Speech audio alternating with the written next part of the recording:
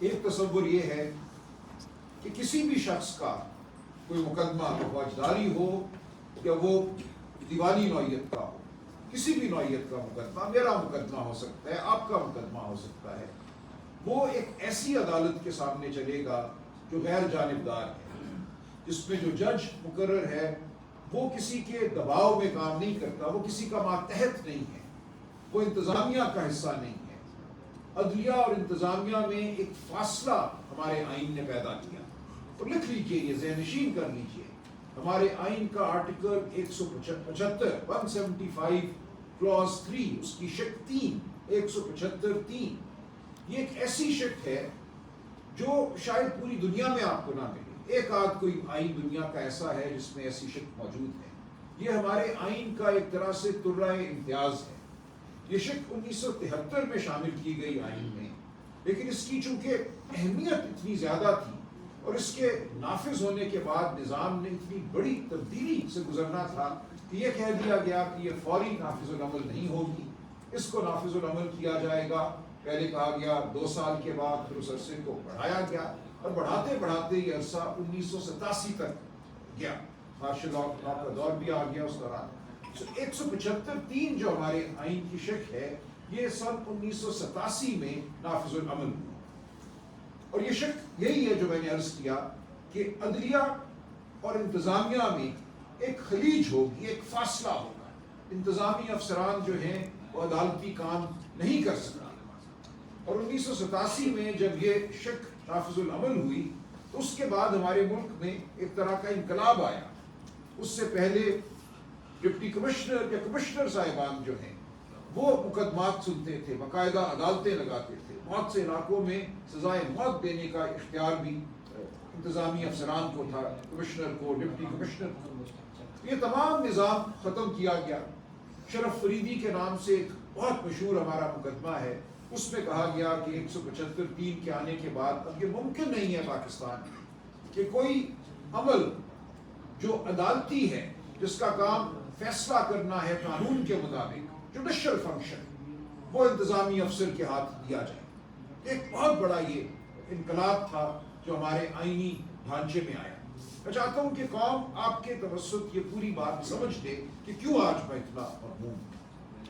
تو یہ ایک انقلاب تھا، ہم نے خوشیاں منائی۔ مجھے یاد ہے میں اس وقت ایک بہت کم عمر طالب علم تھا، یا نئی نئی وکالت شروع کی تھی جب شرف فریدی کا فیصلہ آیا۔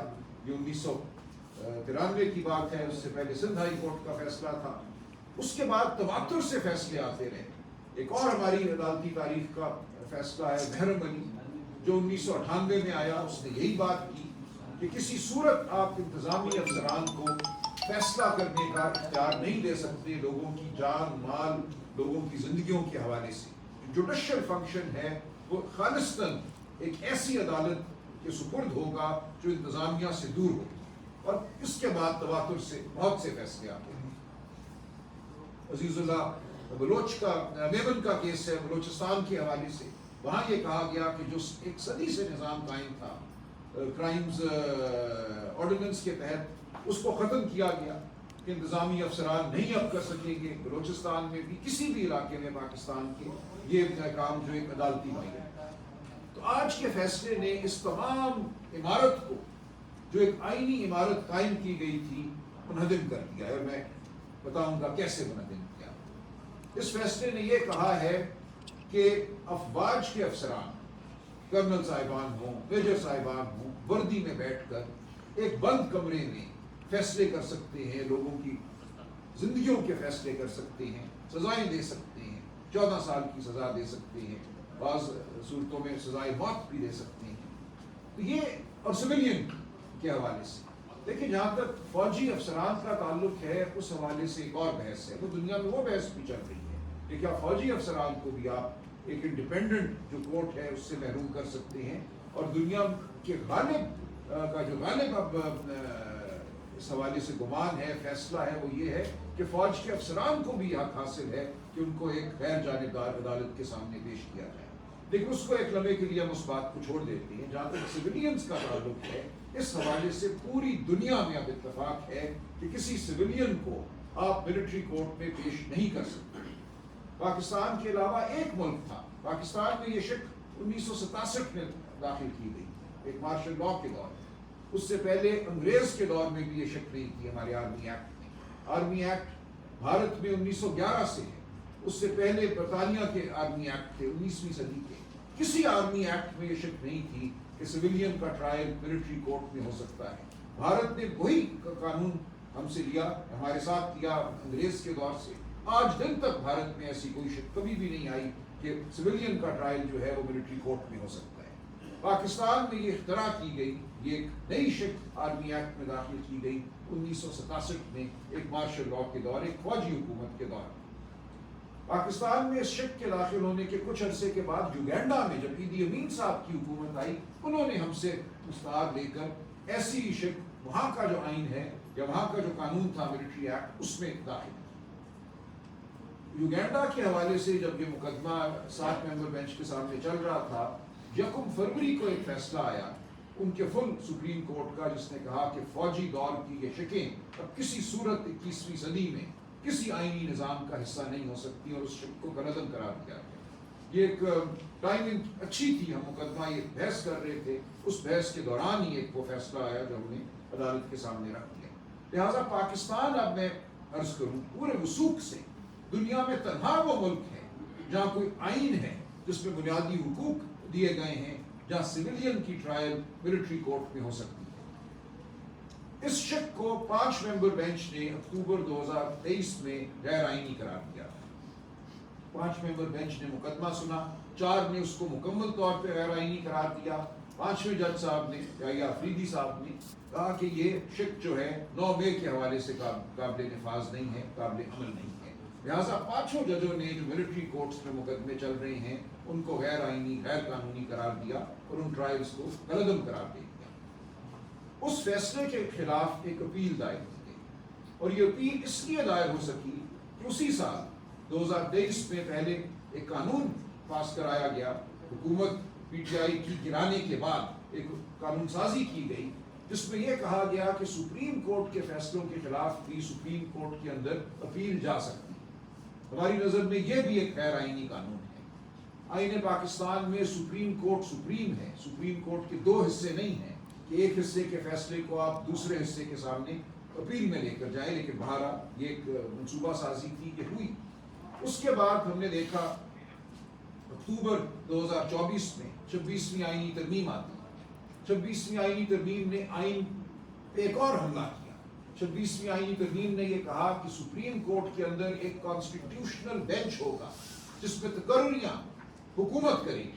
مطلب اس تمام شک کا یہی ہے کہ حکومت وقت جو ہے وہ وہاں تقرریاں کرے گی، اپنی مرضی کے جج لگائے گی، اور ہم نے یہی دیکھا اب کہ ہائی کورٹوں سے جج لیے گئے مخصوص حالات میں، اور ان کو لیتے ہی ان کو آئینی بینچ کا حصہ بنا دیا گیا، جبکہ سینئر ترین جج وہ یا آفریدی صاحب ہوں، وہ منصور علی شاہ صاحب ہوں، وہ منیب اختر صاحب ہوں، وہ اطہر من اللہ صاحب ہوں، ان کو اس قابل نہیں سمجھا گیا کہ ان کو آئینی بینچ میں بٹھایا جائے۔ یہ پوری ایک منصوبہ سازی تھی، پہلے سپریم کورٹ کے اندر ایک اپیل کا حق دینا، پھر اس اپیل کو اس آئینی بینچ کے حوالے کر دینا۔ تو یہی کچھ ہوا اکتوبر 2023 کے فیصلے کے ساتھ، جو 5 جج صاحبان کا دیا ہوا فیصلہ تھا، جس میں سویلین کی ملٹری کورٹ میں ٹرائل کو غیر آئینی قرار دیا گیا تھا، اور آرمی ایکٹ میں جو 1967 میں شکیں داخل کی گئی ان کو غیر آئینی قرار دیا گیا۔ یہ اپیل پڑی رہی اور اس وقت سنی گئی جب 26ویں آئینی ترمیم ہو چکی تھی اور ایک کانسٹیٹیوشنل بینچ بن چکا تھا۔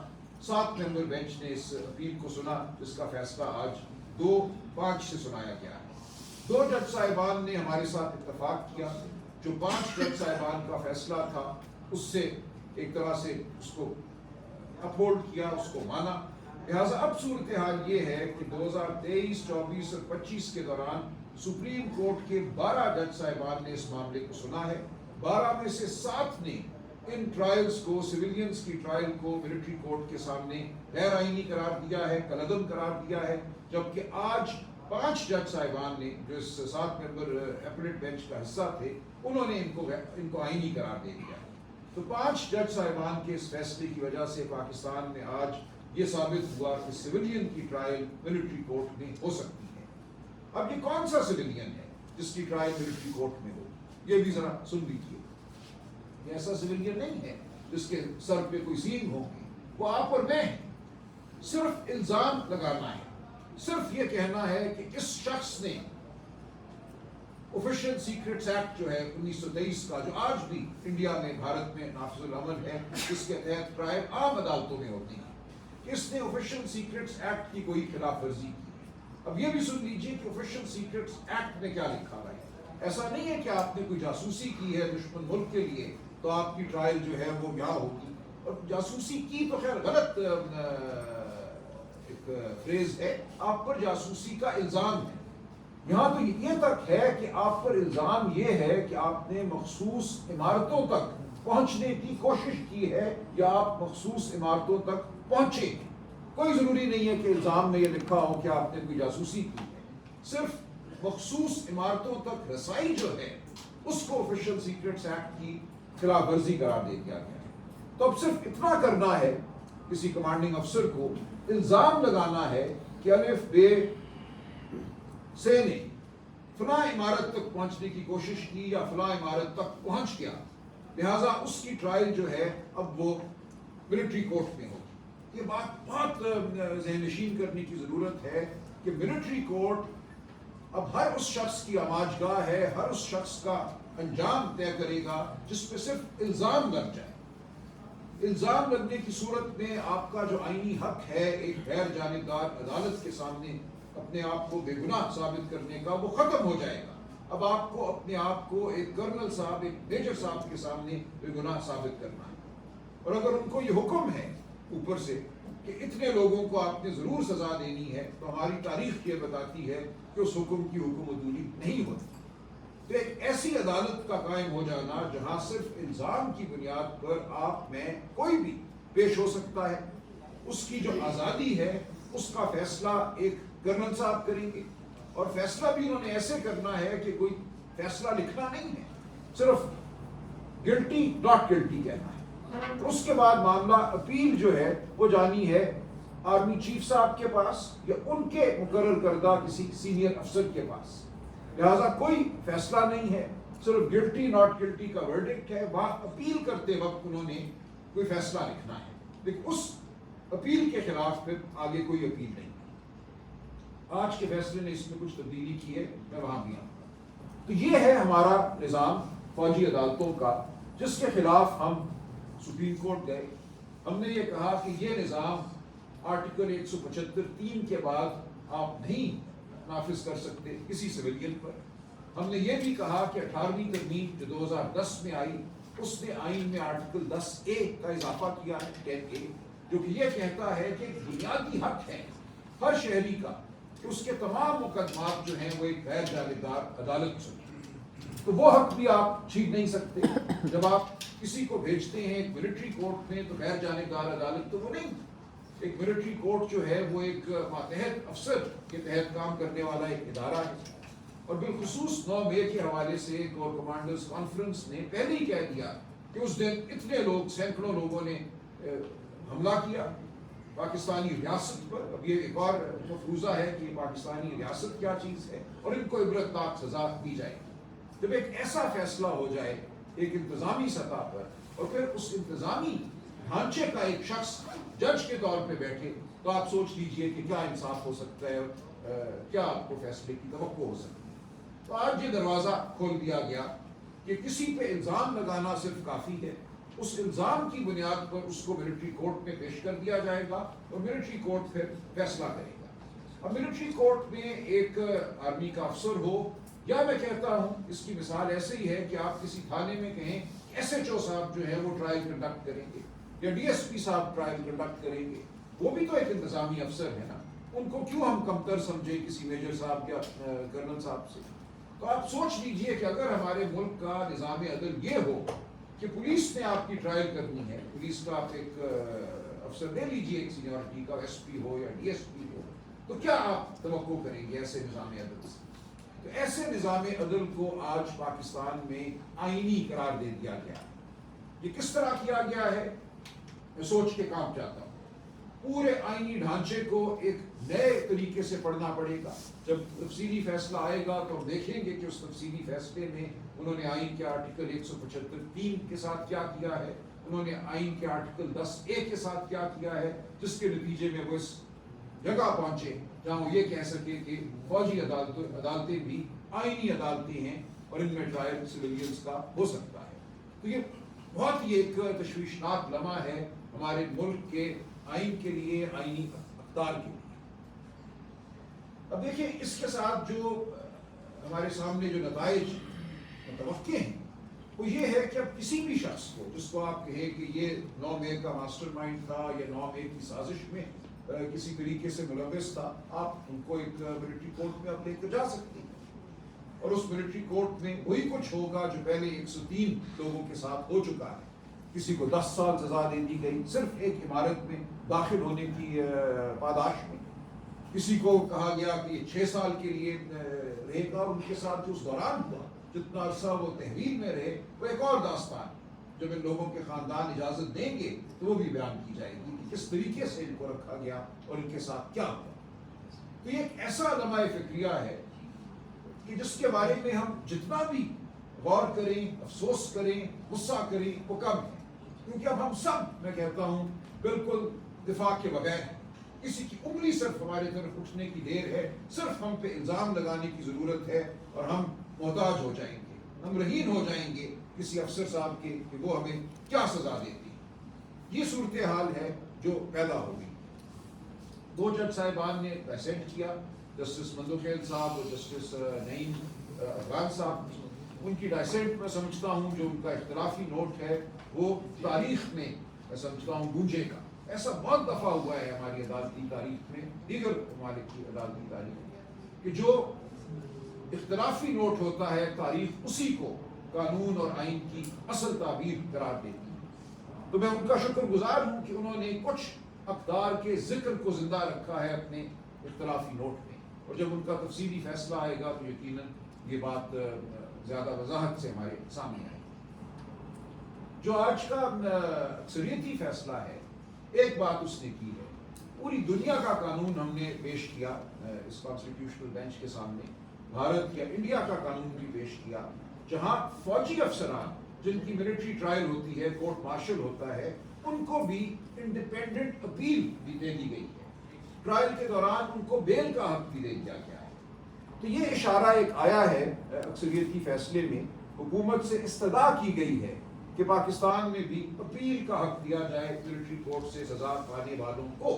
अब ये पार्लियामान की सवाबदीद है कि वो ऐसी कोई तरमीम लाते हैं आर्मी एक्ट में या नहीं लाते। अदालत ने एक किस्म की गुजारिश की है कि ये होना चाहिए। हम तवक्को करते हैं कि ऐसा होगा ताकि वो लोग जिनको फौजी अदालतों से सजाएं मिल चुकी हैं या आइंदा मिलनी है, अब जो दरवाज़ा खोल दिया गया है, उनके पास कोई तो चारा हो अपील का, वो हाई कोर्ट जा सके, उसके बाद सुप्रीम कोर्ट जा सके। इस वक्त कोई चारा नहीं। इस वक्त सिर्फ ये है कि आप ये कहें कि इन अफसर साहब का इस्तेहकाक नहीं था ट्रायल करने का, यानी कि एक हमारा फ्रेज होता है अंग्रेजी का कोरम नॉन जुडिस या मेला फाइडिंग, उस पे 1000 में से कोई एक मुकदमा है जो उस बुनियाद पे चलता है, रिलीफ मिलती है। तो अपील का हक हमने इस्तदा की थी कि शरीयत का भी एक तकाजा है कि कम अज़ कम एक अपील हो, और बैनुल अक़वामी क़वानीन का भी ये तकाजा है। तो उस हद तक जो अक्सरियती फैसला है उसमें अपील के हक की इस्तदा की गई है। अब हम देखेंगे कि पार्लियामान क्या करती है, लेकिन अपील के ना होते हुए भी जो ट्रायल्स हो चुकी हैं उनको आईनी करार दे दिया गया है और आइंदा के लिए भी दरवाज़ा खोल दिया गया है। तो ये है वो लम्हा जहाँ हम खड़े हैं कि इस मुल्क में अब जो फंडामेंटल राइट्स हैं, जो बुनियादी हुकूक हैं, वो अब एक इल्ज़ाम के ताबे हैं। सिर्फ मुझ पे इल्ज़ाम अगर लग जाए तो मुझसे वो तमाम हुकूक छिन जाएंगे और एक काल कोठरी में मुझे अपना दिफा करना पड़ेगा। हम सबको खौफजदा होना चाहिए, लेकिन खौफजदा से ज़्यादा हमें आगे मुज़ाहमत के लिए मैं समझता हूँ पुरअज़्म होना चाहिए। हर ऐसा सानिया हमें दावत देता है, हमें ललकारता है कि आगे बढ़ो, अपना अज़म दिखाओ, अपनी हिम्मत दिखाओ, हमने हार नहीं मानी। जो मर्जी हम पे हमला हो, जो मर्जी हमारे आइन पर, हमारी अख्तार पर हमला हो, हमने पहले देखा जिस तरह चादर चार दीवारी की पामाली हुई है पिछले 3 सालों में। हम भाग तो नहीं गए, हम खड़े नहीं, हम लड़ रहे हैं। کل ہم نے اڈیالہ جیل کے باہر جو مناظر دیکھے ڈوگر صاحب بیان کریں گے، ہم ان مناظر سے کوئی گھبرا کر کھڑا ہونا چھوڑ نہیں دیں گے، حق بات کرنا چھوڑ نہیں دیں گے، ہم حق بات کرتے رہیں گے۔ کل ایک بہت اہم معاملہ اسلام آباد ہائی کورٹ میں آئے گا سنوائی کے لیے، عمران خان صاحب اور بشرا بی بی کی القادر ٹرسٹ کیس میں درخواستیں جو ہیں سزا کی معطلی کی، کنوکشن اور سینٹنس کی معطلی کی، وہ کل سنی جائیں گی۔ اور کچھ گزارش میں اس حوالے سے بھی کرنا چاہتا ہوں، قوم کو یاد رہے کہ خان صاحب اس وقت جیل میں ہیں القادر ٹرسٹ کے فیصلے کی وجہ سے، جس میں ان کو 14 سال سزا دی گئی اور بشرا بی بی کو 7 سال سزا دی گئی ہے۔ اس کے علاوہ جو 9 مئی کے حوالے سے مقدمات ہیں، ان کی بیل بھی کل لاہور ہائی کورٹ میں لگی ہوئی ہے، اور ہمیں پوری توقع ہے کہ مثبت فیصلہ ہوگا، کیونکہ ان مقدمات میں سینکڑوں اور لوگ جو ہیں ان کو بیل مل چکی ہے اور بہت سے بری بھی ہو چکی ہے۔ جو ایک سازش کی کہانی تھی اس کو ایک عدالت کا رقم قرار دے چکی ہے۔ تو کل یہ 2 اہم مقدمات ہیں لاہور ہائی کورٹ کے سامنے اور یہاں اسلام آباد ہائی کورٹ کے سامنے۔ القادر کے حوالے سے تفصیلی گفتگو میں انشاءاللہ کل پھر کروں گا، لیکن اتنا یاد رہے کہ اس مقدمے میں یہ ریاست تسلیم کر چکی ہے کہ ریاست پاکستان کو 1 پیسے کا نقصان نہیں ہوا، عمران خان یا بشرا بی بی کو 1 پیسے کا فائدہ نہیں ہوا، اور تمام رقم جو برطانیہ سے آئی وہ حکومتی خزانے میں جا چکی ہے۔ عمران خان کا قصور اتنا ہے کہ اس نے اس رقم کو پاکستان آنے دیا، آتے ہی وہ رقم جو ہے وہ سپریم کورٹ کے پاس گئی، سپریم کورٹ کی تحویل میں گئی۔ یہ سپریم کورٹ کا اختیار تھا، ثوابدید تھی کہ اس رقم کے ساتھ کیا کرے، اور سپریم کورٹ نے جب اس معاملے کو دیکھا تو رقم اٹھا کے ریاست پاکستان کو دی۔ تو کہاں چوری ہوئی، کہاں ریاست پاکستان کو نقصان ہوا؟ کچھ بھی نہیں ہوا۔